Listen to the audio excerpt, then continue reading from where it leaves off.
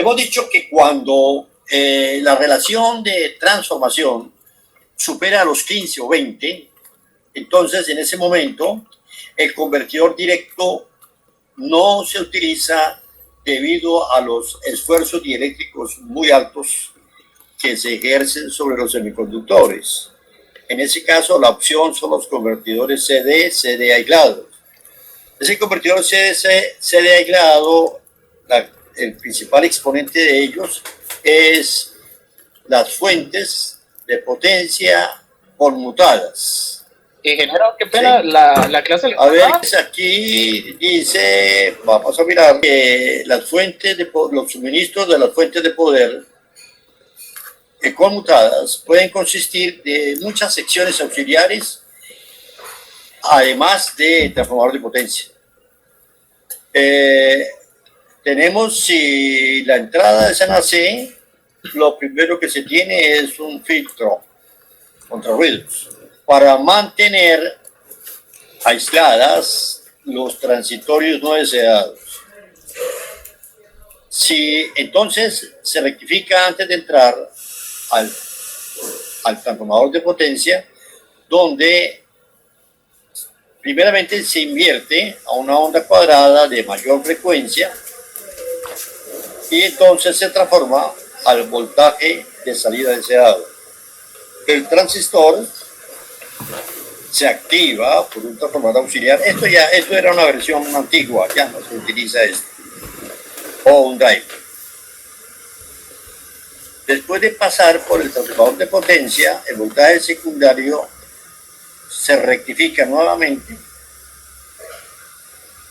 y entonces pasa a través de un regulador de voltaje para mantener el voltaje dentro del rango requerido por los límites de voltaje.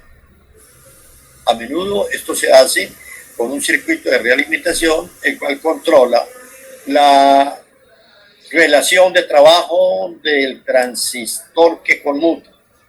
Esta técnica se denomina la modulación de ancho de pulso y es ampliamente utilizada.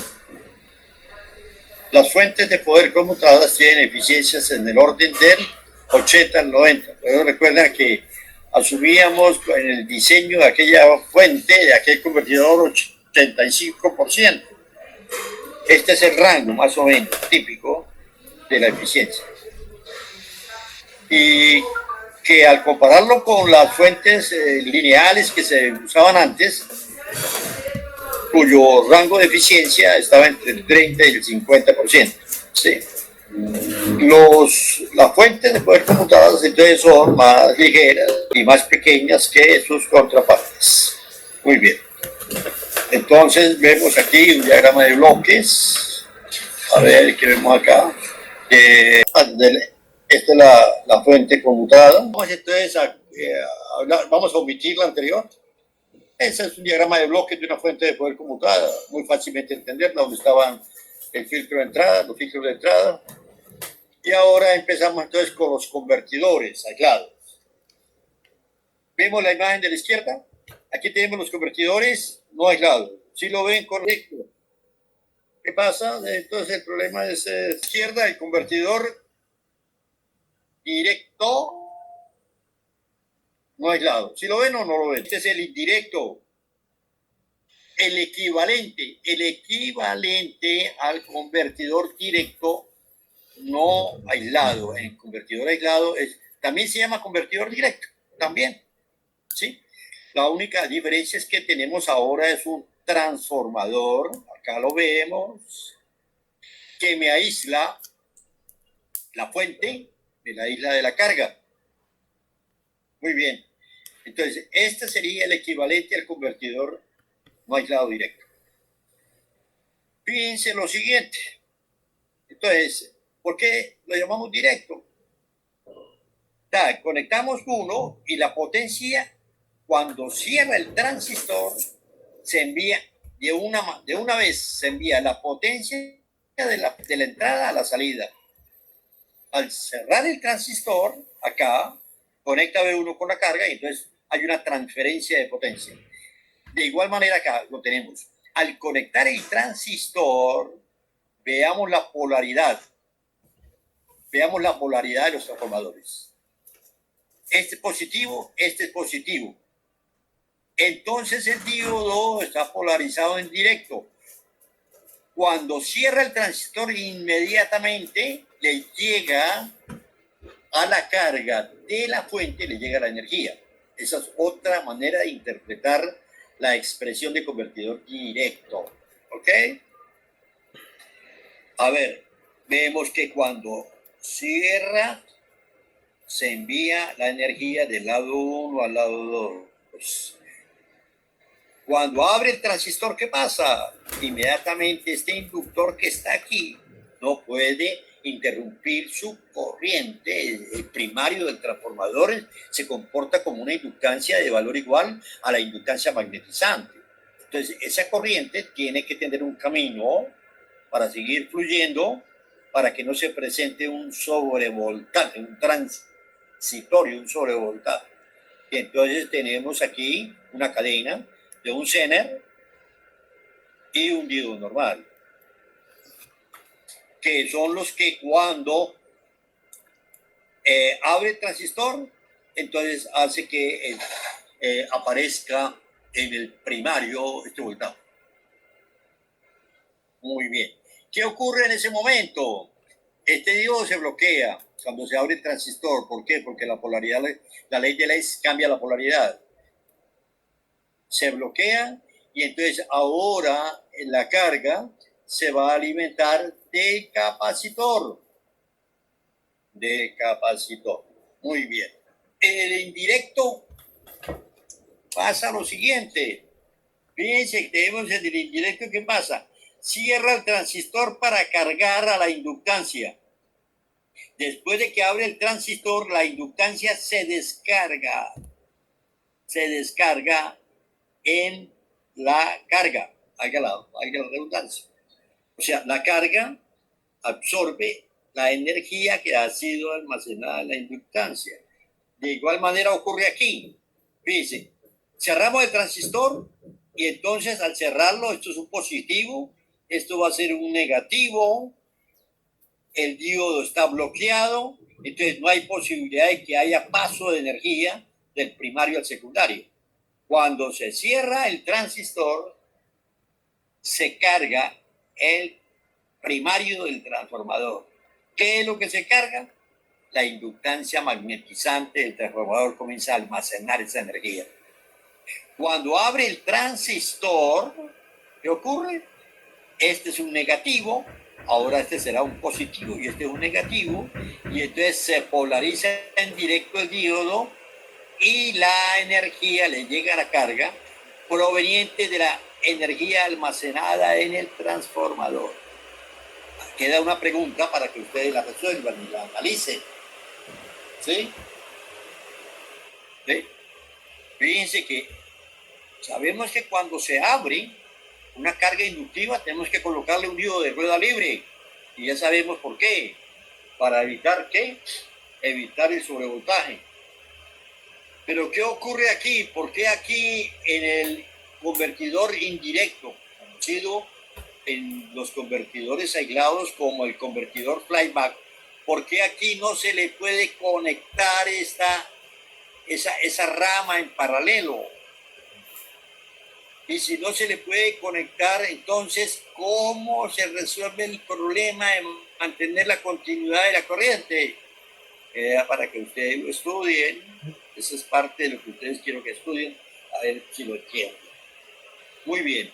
Entonces, es indirecto. Primero se carga, se almacena la energía y después se descarga. Buenas tardes. Esta es la idea, que en este transformador es un transformador especial, porque este transformador aquí va a realizar las dos funciones. La función de cambiar el nivel de voltaje, una de las funciones, pero la otra función es la de almacenar energía. Entonces, este es un transformador muy particular, no es un transformador convencional. De hecho, es un transformador que se construye con entrehierros para poder tener capacidad para almacenar la energía cuando se cierra ese uno y de liberar flight back, flight volar, back hacia hacia atrás, que vuele hacia atrás, que esta energía aquí se envíe hacia la carga. Muy bien, un voluntario ahí, por favor. Se adiciona a la topología un transformador por dos razones. La primera, para proveer aislamiento eléctrico entre dos sistemas externos. La segunda, para reducir los esfuerzos eléctricos sobre los componentes, que resultan cuando la relación de conversión de voltaje entre la salida y la entrada es grande, por ejemplo, superior a 15. Existen dos topologías para convertidores CSD con transformadores. El convertidor directo, en donde el transformador se diseña con mínima corriente magnetizante, y el convertidor flyback, convertidor indirecto, en el cual se requiere un valor significativo de la inductancia magnetizante para almacenar energía en el transformador. En el convertidor directo ideal, la suma algebraica de las potencias instantáneas de todos los devanados es igual a 0. En el real, con bajas... Así, B1 y 1 más B2 y 2 es igual a 0, o sea, potencia de entrada igual potencia de salida, es lo que quiere decir la suma algebraica. Ok. En el real, con bajas pérdidas, no se requiere que el transformador almacene una cantidad significativa de energía. En el convertidor flyback se requiere almacenar la energía que demanda la carga. Durante la primera parte del ciclo de conmutación, el arrollamiento primario absorbe energía de la fuente y la almacena en la inductancia de magnetización. Durante la segunda parte del ciclo, un segundo arrollamiento remueve esta energía y la entrega a la carga. Ok, muy bien. Entonces, tenemos los dos tipos de convertidores iguales que en los no aislados. Entonces vamos primeramente a estudiar los convertidores directos y después veamos el único convertidor indirecto que tenemos, que es el convertidor flyback. Entonces veamos dentro de los convertidores, a ver qué pasó. Hablamos del convertidor directo. Esto es decir que ya es el anterior. Fíjense que es idéntico, ¿no? Nuestro transistor que está conmutando a alta frecuencia el primario de un transformador de ferrita, ¿sí? Conmutando a alta frecuencia de un voltaje constante, una fuente continua. En antiparalelo tenemos la rama que nos garantiza la continuidad en la corriente del inductor, de la inductancia del primario cuando el transistor se abre. ¿Ok? ¿Qué tenemos acá? Tenemos acá el filtro LC, que es el que nos garantiza el rizado de voltaje, el capacitor aquí. Vea cuál es el rizado de voltaje en la carga. Y el inductor que me garantiza el rizado de corriente. Muy bien. Recordemos que nosotros tenemos una condición que se llama la condición de inductancia crítica, ¿se acuerdan? ¿Sí? Es aquella condición en la cual la corriente no desaparece en ningún momento. ¿Sí? Entonces, dice que aquí, este es un diagrama de conexiones. Cuando pasamos de este diagrama de conexiones al diagrama de modelo circuital, nosotros reemplazamos este transformador por su modelo circuital aproximado, que es que básicamente aquí en paralelo una inductancia magnetizante. ¿Okay? Total que cuando se cierra el transistor, viene y fluye una corriente por la inductancia magnetizante. Entonces, para que haya transferencia, se necesita de que en esta inductancia nunca desaparezca la corriente. Si nunca desaparece la corriente, estamos en el modo de conducción continua. Por eso, ese valor que debe tener la inductancia crítica que deducimos que depende de la corriente en la carga, depende del voltaje, depende de la radiación de trabajo. Esa inductancia crítica es la que está asociada al transformador. O sea, este transformador tiene que tener una condición particular, que su inductancia de magnetización debe ser superior a la inductancia crítica. ¿Sí? Por otro lado, el concepto de eficiencia me dice que la corriente debe ser lo mínima posible para que tenga mayor eficiencia. Si esa corriente debe ser lo mínimo posible, significa que entonces el valor de esa inductancia de magnetización debe cumplir esos dos criterios. El valor de la eficiencia, pero también el valor de la inductancia crítica que depende de la corriente de la carga. ¿Y cómo es que opera este transformador? Este transformador opera de la siguiente manera. Recuérdense que se cierra, le aplicamos un voltaje. Abrimos y esta corriente no cambia de dirección, es la misma, solamente que decrece. ¿Qué significa? Que nuestro rango de operación está en el cuadrante 1. El material del núcleo de este transformador tiene este lazo de histéresis. ¿Sí? Tiene, cuando la corriente es cero, él tiene un magnetismo remanente. Cuando se cierra el transistor, inmediatamente comienza a recorrer esta trayectoria. Viene acá, sube acá. Cuando se abre el transistor, entonces la corriente que viene por acá, viene a circular por acá y comienza a decaer. Entonces la corriente comienza a decaer y termina de hacer esta trayectoria.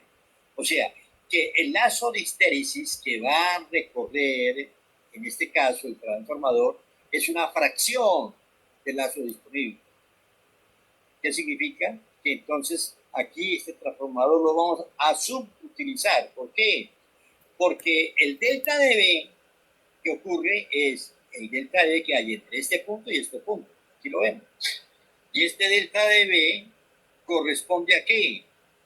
Al valor de 2 veces el máximo voltaje que va a trabajar dependiendo del voltaje de la fuente y la densidad de campo de remanencia, el campo remanente. Entonces, aquí viene una subutilización, o sea, el transformador solamente se utiliza en una parte, en el cuadrante 1. ¿Qué significa entonces? Que un transformador que tenga una potencia de trabajar normalmente de 300, 400 voltamperios, aquí máximo no puede utilizar sino 100. Hay una reducción en la potencia del transformador porque se debe reducir el valor de B con el cual se trabaja. El B de diseño se va a reducir más sustancialmente, ¿sí? Porque antes el B era de aquí hasta acá. El otro B era de aquí hasta acá y el delta de B era todo, de acá hasta acá. Ahora es una sola fracción que se hace. Entonces, en ese convertidor directo, el hecho de que sea sencillo, porque solamente utilicemos un transistor, ¿no? En un solo transistor, no, pero el costo que pagamos en ese convertidor es que tenemos que subutilizar un transformador. El transformador está subutilizado. Bueno, por favor, alguien que lea. Los convertidores aislados Booth-derived, denominados así por Severance y Bloom, se pueden modelar como convertidores reductores. La topología directa o single-ended, figura 5.24a, se usa con baja potencia, menor a 100 watts. La inductancia magnetizante del transformador, el IM, debe ser mayor que la inductancia crítica. ¿Por qué? Al conducir S1, conduce S3, transfiriendo directamente la potencia a la carga S4 y el diodo Zener S conduce cuando se apaga S1. Para desmagnetizar el transformador se debe cumplir que el valor absoluto de BZ por PO debe ser mayor a B1 por PO. Aquí en esta ecuación estamos, atención, en la ecuación 523, estamos considerando ideal al diodo S4, ¿no? Estamos considerando que en el diodo S4 no hay caída. Si hay caída de voltaje, entonces debería ser BZ más la caída que hay en el voltaje de 0,8 voltios, 0,9, depende, por el TO. En esta ecuación no tenemos en cuenta la caída en este diodo. Si consideramos al diodo real, aquí tenemos que modificarlo. ¿De dónde viene esta ecuación? Esta ecuación viene del principio que dice que en un circuito conmutado el valor promedio del voltaje del inductor vale 0. Es eso, ¿ok? Sigamos. El tiempo de encendido y el tiempo de apagado son los tiempos de encendido. Bueno, TO y TO son los tiempos de encendido y apagado del transistor. El transformador opera en el cuadrante 1 del plano BH, figura 5.24e, y por lo tanto se debe reducir el B máximo de trabajo, lo que produce una subutilización del transformador. 2Bm es igual a 0.9. No alcanzo a leer las letras pequeñas, Guillermo. BS es la densidad de campo de saturación. La densidad de campo de saturación, ¿no? Si son ferritas y la densidad de campo es de saturación de 0,05, entonces sería 0,45, ¿entiendes? La densidad de saturación de la ferrita que se utiliza es BS. Menos BR es la densidad de campo remanente. O sea, el valor de la densidad de campo cuando la corriente vale 0.